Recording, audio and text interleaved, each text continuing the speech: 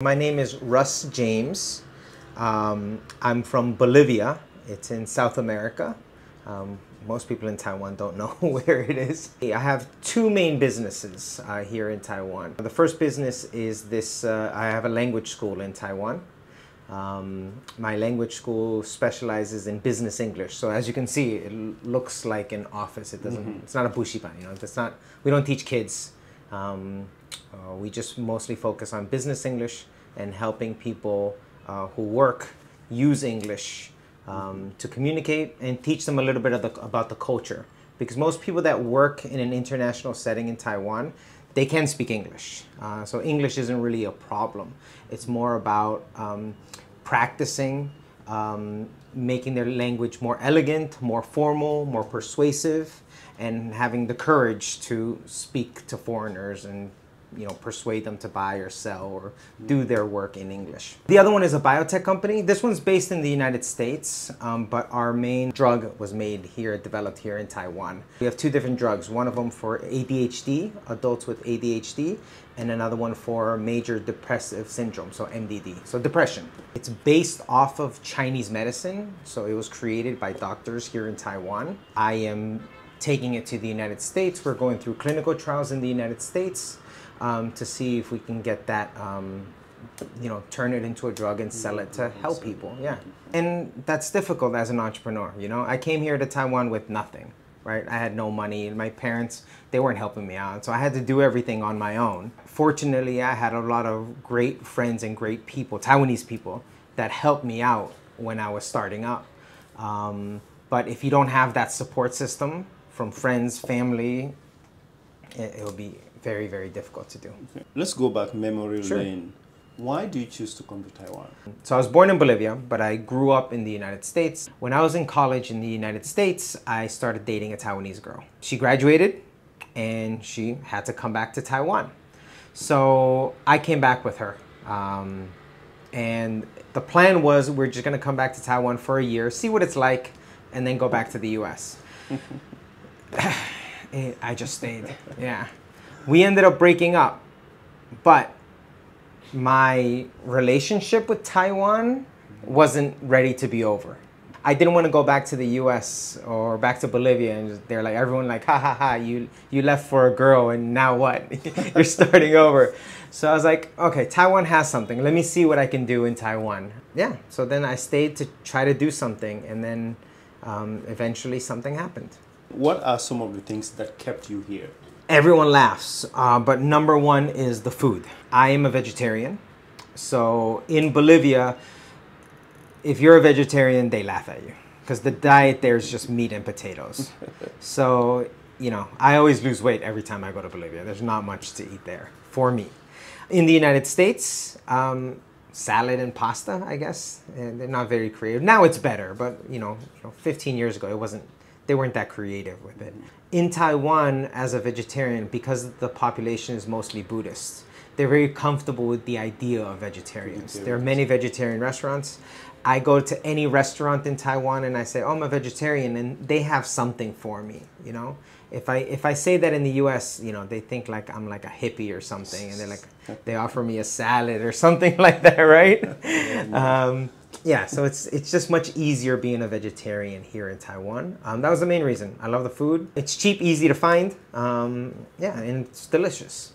Okay. If you are to introduce any Bolivian culture to Taiwanese, what part of Bolivian culture would you introduce? Bolivian culture is very interesting because Bolivian culture, they're very traditionalist.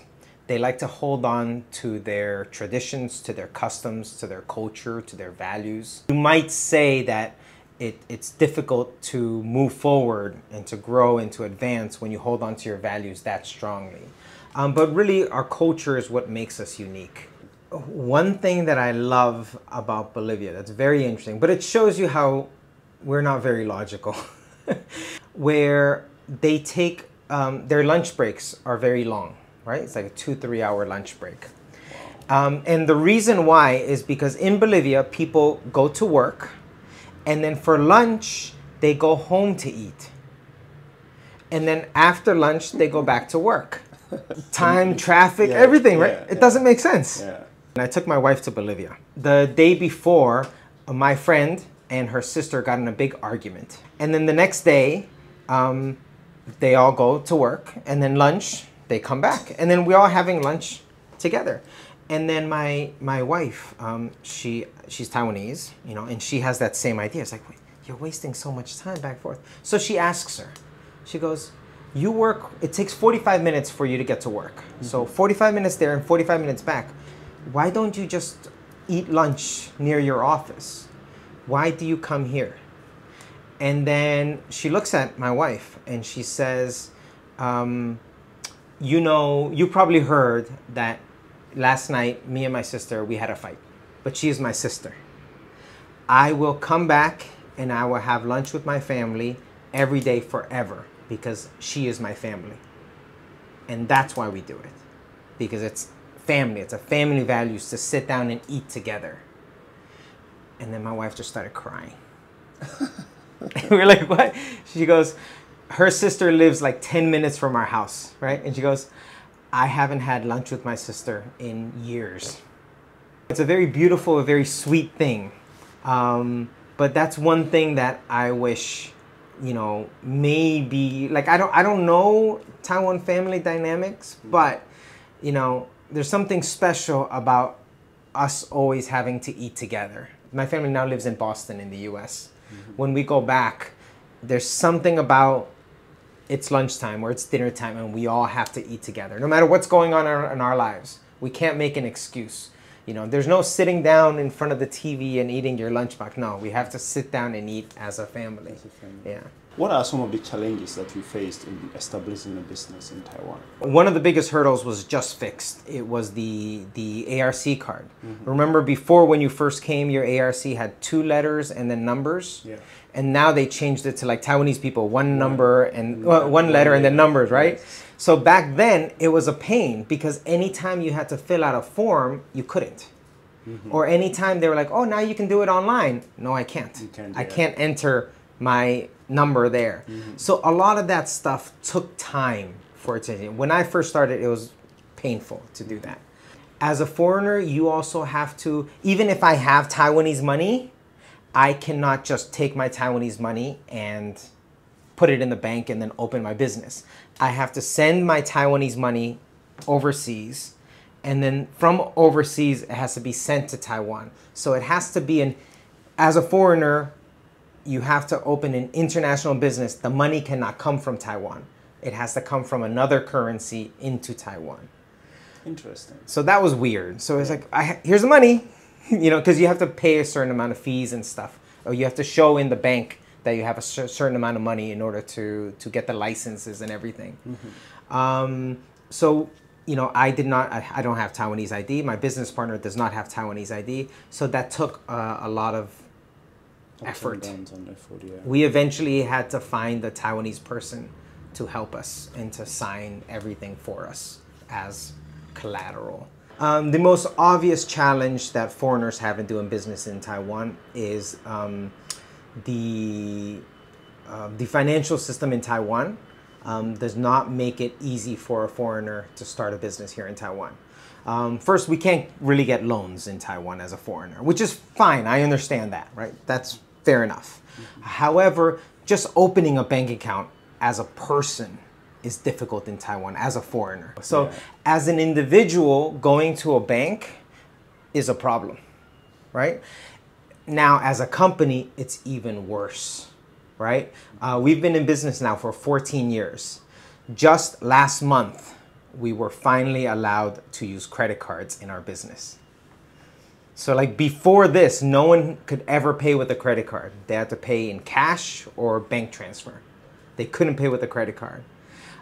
There's so much red tape. There's so many rules and regulations and criteria that we have to meet in order to do banking in Taiwan, that as a business, you know, we need capital, we need money to grow as a business. So we can't rely on banks in Taiwan. So we have to rely on ourselves.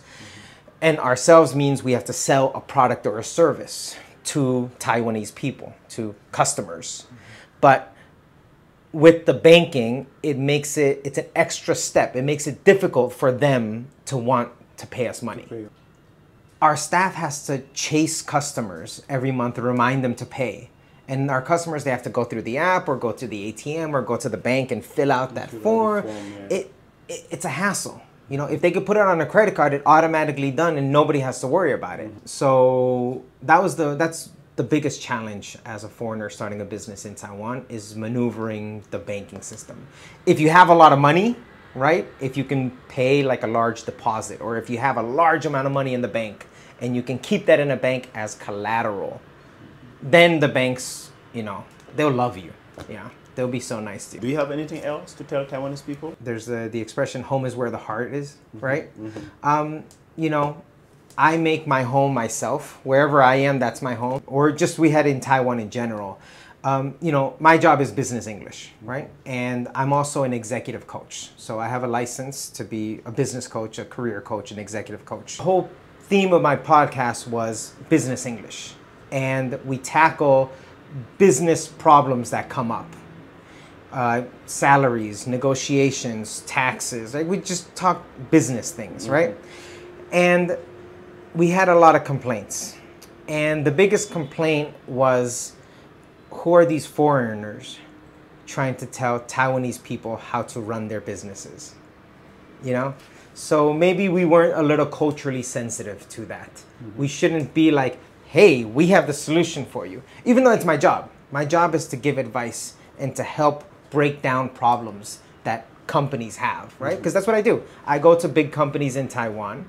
I evaluate their teams. I figure out what's wrong with their company, and I give their bosses, their CEOs, I give them suggestions on how to improve their businesses. That's my job. Yeah, that's your job, yeah. So in the podcast, that's what we try to do. Here's some problems that we see in Taiwan. Here's some possible solutions.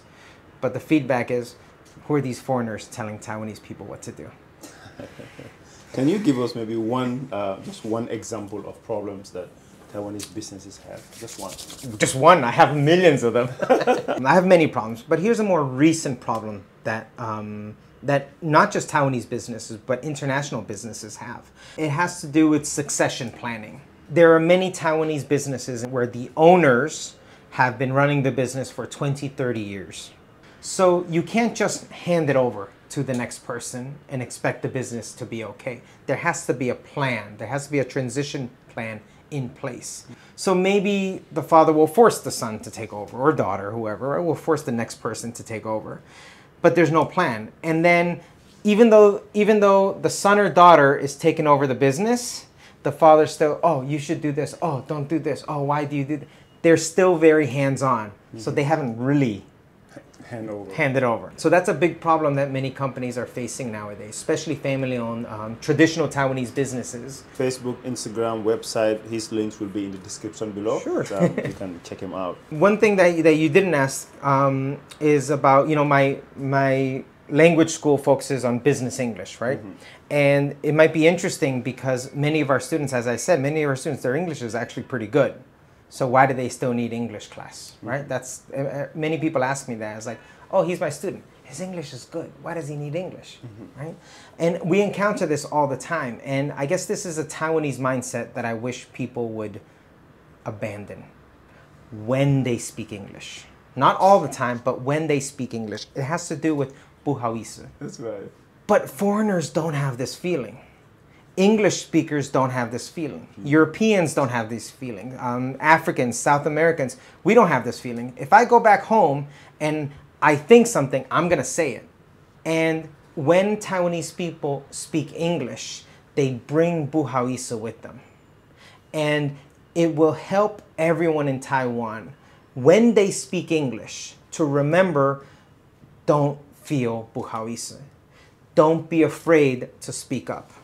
Don't be afraid to ask questions. Don't be afraid to go up and talk to someone, greet someone, say hello to someone. Don't be afraid to speak, because they're so afraid of speaking. They're so afraid of losing face that they just don't move, don't do anything. My quote that I always tell my students is, if you don't ask, you'll never know. But if you don't tell me what's going on in your business, if you don't ask me questions with problems that you're having, I will never know. And they're like, oh, but my English is so poor. And I say, there's only 2 people in the world who care about your English. You and me. And I only care because you're paying me. When you go out there and you're doing business, when you're on the phone, when you're in a conference, when you're in a seminar, and you see a foreigner and you go up to talk to him, he doesn't care about your English. He wants to have a nice conversation with you. He's not sitting there, he's like, let's see what TOEIC level she is. Oh, the grammar is yeah, correct. oh, she has good grammar. Oh, she has bad. We don't care. We don't care. And that's the one thing that I want Taiwanese people to get to embed in their mind. Thank you very much for your time and hope you continue to flourish here in Taiwan. Awesome. Thanks. 感谢你们的支持，但是还有很多人还没订阅，请不要忘记订阅、按赞、开启小铃铛，你们的支持是我们的动力，谢谢大家。